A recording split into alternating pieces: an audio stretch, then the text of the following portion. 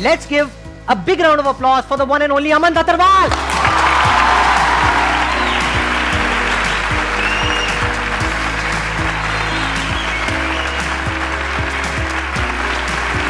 दुनिया में हर काम पैसे के लिए नहीं होता है, कुछ चीजें ऐसी भी होती है जहां पे दिल से कुछ शेयर किया जाता है बिना किसी सेल्फिश मोटिव के, वो ही ये प्लेटफॉर्म है। से पहले इमोशंस तो बहुत ज़्यादा है मेरे मन में अभी और पर मैं इसे कम समय में बोलने की कोशिश करूँगा। सबसे पहले शुक्रिया, आप सभी लोग सुबह सुबह उठ के यहाँ तक आए हो तो ये दिखाता है कि आप सभी लोग लाइफ में आगे बढ़ना चाहते हो और सीखने की भूख है।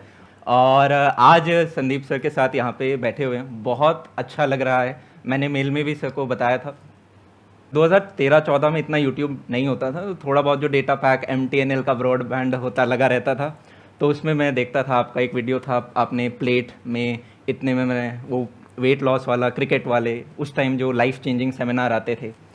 और जब मैं कॉलेज के फर्स्ट ईयर में आया था तो सर मैं काफ़ी ही ज़्यादा शर्मीला होता था, मतलब वो नहीं होते जो सबसे आगे बैठ जाते हैं फ्रंट बेंच पे स्कूल के अंदर, और बिल्कुल शायद किसी ने अगर कह दिया स्टेज पे आके कुछ दो बात बोलो तो पैर कांपने लग जाएं, स्टेज पे आने से अच्छा चौथे फ्लोर से कूद जाएं, वो बेहतर है। और आज जब मैं घर से निकल रहा था तो मैंने मम्मी को कहा ठीक है मम्मी मैं निकलता हूँ। मम्मी ने कहा बेटा तुम्हारी आदत है तुम किसी क्वेश्चन के बहुत लंबे आंसर देते हो, कम बोलना। तो एक टाइम जो मम्मी बोलती थी बेटा बोला करो, प्रैक्टिस के साथ साथ वही मम्मी बोलने लग जाती है कि बेटा कम बोल के आना। तो अब आप सभी लोग जो भी डाउट पूछना चाहते हैं वो आप पूछें। और मैं दोबारा थैंक यू देना चाहूँगा संदीप सर को। सर बहुत ही बेहतरीन काम कर रहे हैं। ये दिखता ऐसे है कि यहाँ नॉर्मल हो जाता होगा, पर इसके पीछे बैकग्राउंड में बहुत ज़्यादा एफर्ट लगता है और उसके साथ भी एक सालों से जो बैक टू बैक कंटिन्यूस है, ऐसा नहीं कि साल 2 साल के लिए सर ने किया, सर हर साल लेवल बढ़ाते जा रहे हैं और बेहतरीन तरीके से उस काम को करते जा रहे हैं, और वो अपने आप में एक बहुत ही प्यारी इंस्पिरेशनल चीज़ है।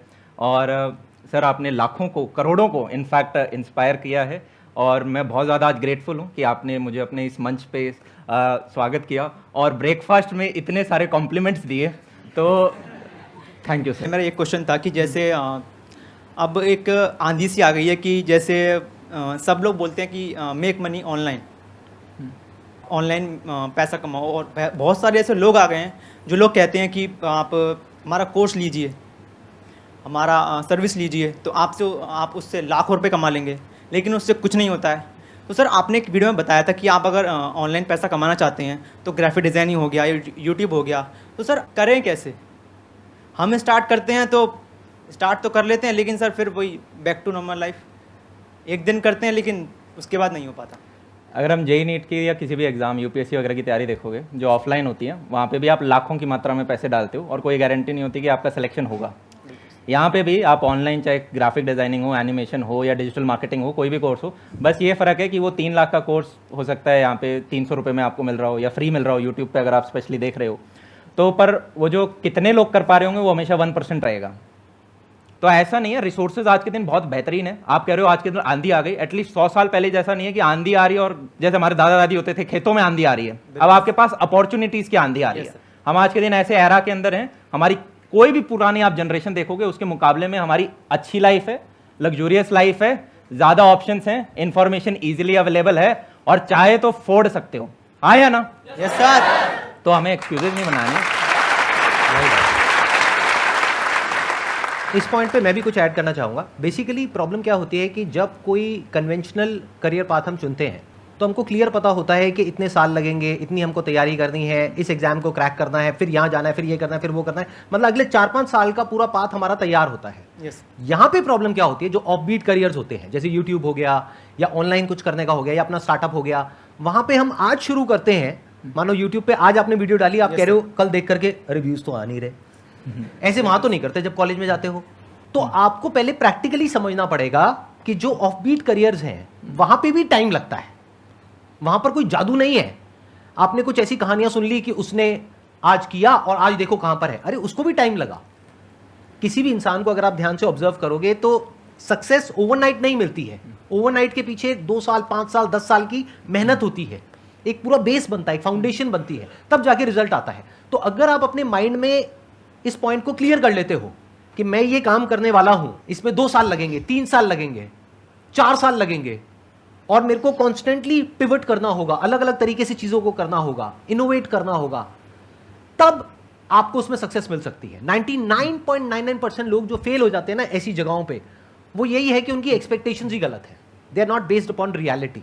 वो क्या सोचते हैं, आज हमने शुरू किया, 15 दिन किया, 20 दिन किया, 1 महीना किया, अरे इसमें कुछ नहीं पड़ा है। कॉलेज में ऐसे करते हो क्या? 15 दिन जाते हो, 20 दिन जाते हो, इसमें कुछ नहीं पड़ा है, पता है ना 4 साल के लिए गए हो। तो अगर अपना माइंड मेकअप करके आप एक लाइन को चूज कर रहे हो based upon your talent, your skills और योर स्ट्रेंथ्स, तो दिमाग में बिठा लो कि उसमें 2-4 साल लगेंगे। कोई भी आप काम कर रहे हो अपने बेस पे जो थोड़ा सा दुनिया से अलग है, तो उसमें 2-4 साल 5 साल साइड करके रखो पहले से ही अपने माइंड में, तो प्रॉब्लम नहीं आएगी। सर मेरा जो आपसे क्वेश्चन है, अभी हम जज बनने की तैयारी कर रहे हैं पीछे से, तो उसमें बहुत सारा पढ़ना पड़ता है, लेकिन जो भी कुछ होता है वो बहुत शॉर्ट टर्म के लिए होता है। ऐसे मतलब 1 घंटे पहले अच्छा लग रहा होता है, फिर डाउन, फिर 1 घंटे में आपका कुछ सुना या फिर कुछ पढ़ा लिखा, फिर डाउन।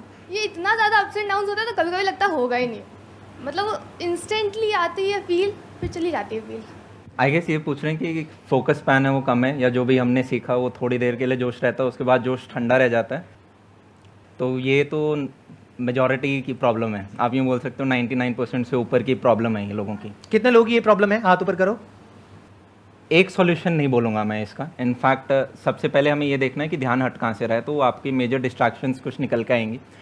देखो, दिन में अगर आप पूरे दिन 3-4-5 घंटे का मान लो आप मोटिवेशन देख रहे हो, तो मैंने सर का ही एक पोस्ट देखा था, सर ने इंस्टाग्राम पे भी कुछ बंदर का सा वो डाला था। वो मेरी फोटो नहीं थी। नहीं नहीं नहीं नहीं नहीं नहीं नहीं नहीं टू मच मोटिवेशन आप देखते जा रहे हो, वो डेंजरस चीज़ है। 5 घंटे मोटिवेशन नहीं देखना होता है। ये इस प्रकार से होता है, जोश आया, आपने 2-3 दिन काम किया, आप अगर थोड़ा सा डेविएट भी होते हो, थोड़ा सा आपने अपने आप को वापस ट्रैक पे लेकर आए, फिर आप 2-3 दिन आप काम करो, फिर अगर आप डिस्ट्रैक्ट होते हो फिर करो। और लाइफ के फेजेस होते हैं। अभी हो सकता है आप अपने लाइफ के किसी सर्टेन फेज में हो, एक 3 प्रश्न अपने आप से पूछा करो, मुझे बहुत हेल्प करता है। पहला, who I am right now, मैं अभी कौन हूँ। What I want to become, मैं बनना क्या चाहता हूँ। और तीसरा, how will I reach there.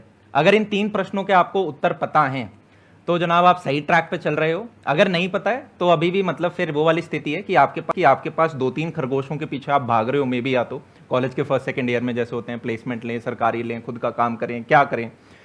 Eventually आपको कॉलेज के 2nd year, 3rd year, final year तक एक खरगोश को पकड़ना होता है और सिर्फ उसी के पीछे भागना होता है।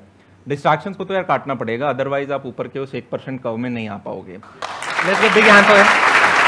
लाइफ में जब भी आपको कोई भी डिसीजन लेना हो, अपने आप से 2 प्रश्न पूछो। पहला, वर्स्ट केस सिनेरियो, कि अगर मैंने ये देखो, लाइफ में इनडिसिसिव रहना सबसे खराब बात होती है। अगर खराब डिसीजन ले लिया तो एक्सपीरियंस बन जाएगा, अच्छा डिसीजन ले गया तब तो बल्ले बल्ले। तो आप ये देख लो कि मान लो जैसे कि कोई भी केस ले सकते हैं, आपको कोई करियर ऑप्शन चूज़ करना है, या कि यार वर्स्ट केस सिनेरियो क्या हो सकता है। जैसे कि एक छोटा सा एग्जांपल लेते हैं कि हमने जब अपना ऑर्गेनाइजेशन, एक को-फाउंडर थे और वो माइक्रोसॉफ्ट में काम कर रहे थे, और मैंने कहा कि यार माइक्रोसॉफ्ट छोड़ जाओ और साथ में अपन इस पे काम करते हैं। तो उनका बढ़िया पैकेज था 43 लाख का कुछ, और मैंने कहा देखो वर्स्ट केस सिनेरियो क्या हो सकता है, हम जिस चीज़ पे काम कर रहे हैं वो फ्लॉप हो जाएगी, 2 साल बाद आपको वापस जॉब करनी पड़ेगी, तो 15 लाख की कोई जॉब मिल जाएगी आपको, शायद 15 की मिल जाएगी। उन्होंने कहा 15 की मैं तो बेहतरीन ले आऊँगी। तो मैंने कहा वो है आपका worst case scenario. Best case scenario ये हो सकता है कि इस चीज़ पर काम किया, ये बेहतरीन गई तो हम ये कर रहे होंगे।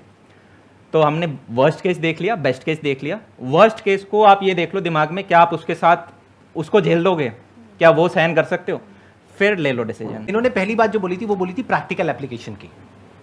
आपको अगर ये बात समझ आई है तो ये बड़ी कमाल की बात है। यानी कि जो भी आप पढ़ रहे हो, आप ये सोचो कि मेरे को उसके फंडामेंटल्स को क्लियर करना है।